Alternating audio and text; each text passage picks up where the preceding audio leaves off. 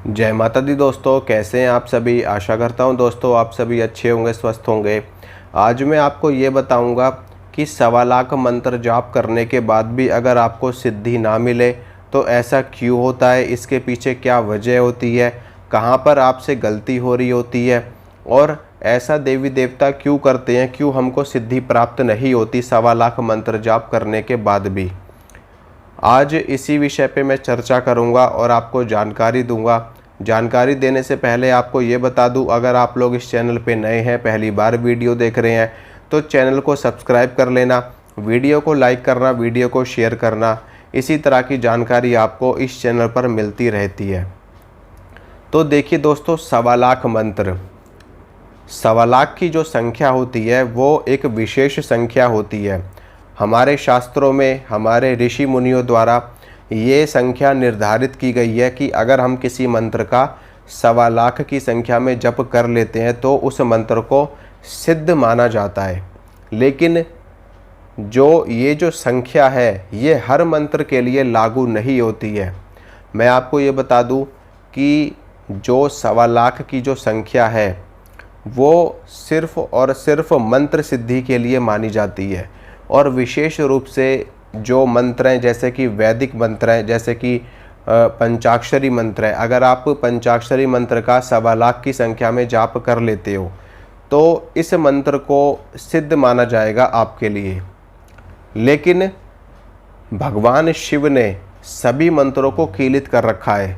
भगवान शंकर ने मंत्रों को कीलित कर रखा है, इसलिए कर रखा है क्योंकि मंत्रों का दुरुपयोग बहुत ज़्यादा हो रहा था। इस वजह से भगवान शिव शंभू ने सभी मंत्रों को उठा करके कीलित कर दिया, सिर्फ और सिर्फ शाबर मंत्रों को छोड़ करके।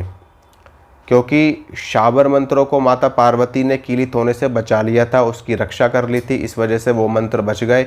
बाकी सभी मंत्र भगवान शिव के द्वारा कीलित कर दिए गए थे। अब जब आप किसी मंत्र का 1.25 लाख की संख्या में जप करते हो तो आपने ये तो समझ लिया कि मंत्र का 1.25 लाख की संख्या में जाप कर लो तो मंत्र सिद्ध हो जाएगा।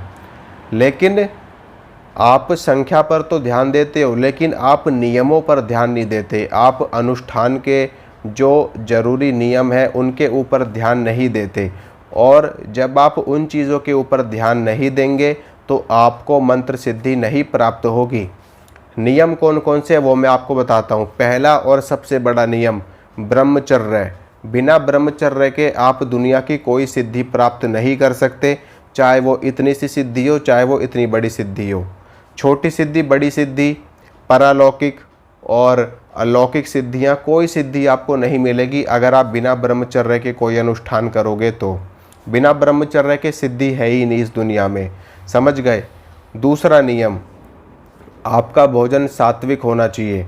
मांसाहार करते हुए आप कोई सिद्धि प्राप्त नहीं कर सकते। आप ये सोचो कि हम मांस का भक्षण करेंगे, मांस खाएंगे, शराब पिएंगे और हम साधना करेंगे, हम सिद्धि प्राप्त कर लेंगे।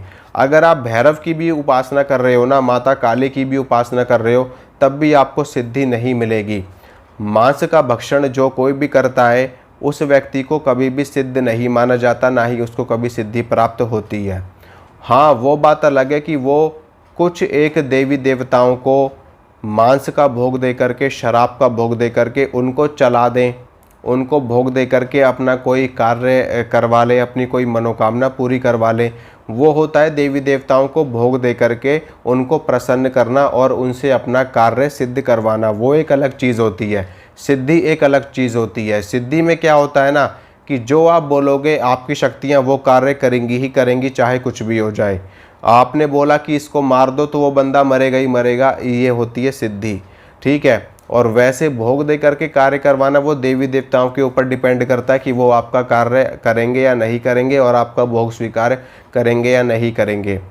तो दूसरी चीज़ मैंने आपको बताई कि सात्विक भोजन और शाकाहारी भोजन आपको लेना पड़ेगा, तभी आपको सिद्धि मिलेगी।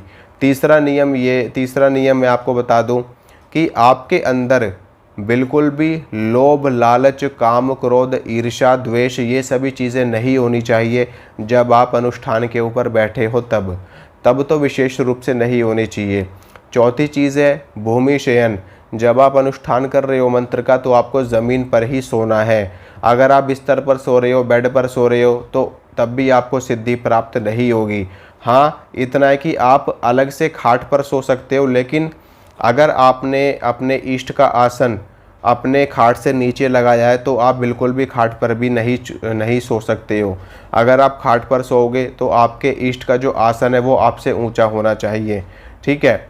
इसके अलावा अपना काम स्वयं करें, जहाँ तक जितना ज़्यादा हो सके अपना काम स्वयं करना है आपको, और क्रोध से बचना है, और लड़ाई नहीं करनी, झगड़ा नहीं करना, गुस्सा नहीं करना, क्योंकि ये सभी चीज़ें हमारी जो साधना है, जो हमारा ब्रह्मचर्य है, उसको नष्ट करती हैं। और जितना ज़्यादा हो सके शुद्ध भोजन आपको लेना है, सात्विक भोजन आपको लेना है, ताज़ा पका हुआ भोजन लेना है, क्योंकि आप अगर बासी भोजन करेंगे तो बासी भोजन करने से हमारे मन में कामुकता जागती है और हमारी साधना खंडित होती है, ब्रह्मचर्य खंडित होता है।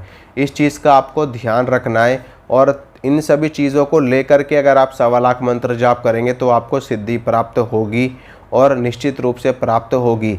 भले ही आपको कोई अनुभव ना हो, कोई आपको किसी भी तरह की चीज़ दिखाई ना दे, कोई कुछ महसूस ना हो, लेकिन आपको ऐसा नहीं समझना है कि आपको सिद्धि नहीं मिलेगी, क्योंकि देखिए हर चीज़ हमारे कर्मों के ऊपर डिपेंड करती है, क्योंकि आपके द्वारा किस तरह के कर्म किए जा रहे हैं, ये चीज़ भी देखी जाती है सिद्धि साधना में, क्योंकि भगवान ओवरऑल एवरीथिंग देखते हैं, सब कुछ देखते हैं। आप कैसे व्यक्ति है, आपका व्यवहार कैसा है, आपका कर्म कैसा है, आप कितनी पूजा करते हैं, कितना पाठ करते हैं, आप लोगों से कैसे बर्ताव करते हैं, हर चीज़ देखी जाती है। तब उसके बाद में ये डिसाइड किया जाता है कि आपको सिद्धि मिलेगी या नहीं मिलेगी। सिर्फ मंत्र जाप कर लेने से, अनुष्ठान के नियम कर लेने से किसी भी साधक को, किसी भी भगत को सिद्धि नहीं मिल जाती। हर चीज़ देखी जाती है, अगला पिछला सब देखा जाता है। पूर्व जन्मों में आपके कैसे कर्म रहे हैं, आपने किसी के साथ में हिंसा तो नहीं करी, आप जो जीव जंतु हैं उनको परेशान तो नहीं करते, उनको तंग तो नहीं करते, जानवरों के प्रति आपका व्यवहार कैसा है, लोगों के प्रति आपका व्यवहार कैसा है, समाज के प्रति आपका व्यवहार कैसा है, देवी देवताओं के प्रति आपका व्यवहार कैसा है। कई बार तो लोग ऐसे हैं कि देवी देवताओं की साधना भी सिर्फ और सिर्फ स्वार्थ के लिए करते हैं। उनको ये चाहिए कि बस हमारी इच्छा पूरी हो, उसके बाद देवी देवता अपने रास्ते और हम अपने रास्ते।